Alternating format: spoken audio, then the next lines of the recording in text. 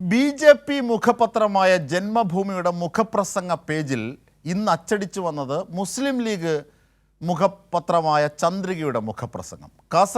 കണ്ണൂർ, കാസർഗോഡ് ജില്ലകളിൽ വിതരണം ചെയ്ത എഡിഷനുകളിലാണ് ഈ വിചിത്ര സംഭവം ഉണ്ടായത്. ഓരോ രാഷ്ട്രീയ പാർട്ടിക്കും തങ്ങളുടെ ആശയപ്രചരണത്തിനായി മുഖപത്രങ്ങളുള്ള നാടാണ് കേരളം. എന്നാൽ ഇന്നത്തെ ജന്മഭൂമിയുടെ കണ്ണൂർ എഡിഷൻ കണ്ട വായനക്കാർ യഥാർത്ഥത്തിൽ ആശയക്കുഴപ്പത്തിലാവുകയാണ് ഉണ്ടായത്. മുസ്ലിം ലീഗിന്റെ പത്രമായ ചന്ദ്രികയുടെ എഡിറ്റ് പേജാണ് ജന്മഭൂമിയിൽ ഇന്ന് പ്രിന്റ് ചെയ്തു വന്നത്. സാദിഖ് അലി ശിഹാബ് തങ്ങൾ, എം കെ മുനീർ, മുഹമ്മദ് ഷാ എന്നിവരുടെ ലേഖനങ്ങളടങ്ങിയ പേജാണ് അച്ചടിച്ചു വന്നത്. അച്ചടിപ്പിശകെന്ന വിശദീകരണവുമായി ജന്മഭൂമി രംഗത്ത് വന്നിട്ടുണ്ടെങ്കിലും രൂക്ഷമായ വിമർശനങ്ങളാണ് പല കോണുകളിൽ നിന്നും ഉയർന്നു വരുന്നത്.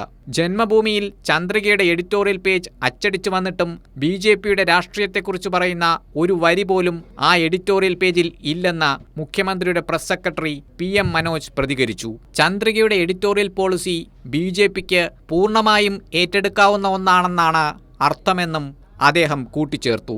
News desk, Kairali news.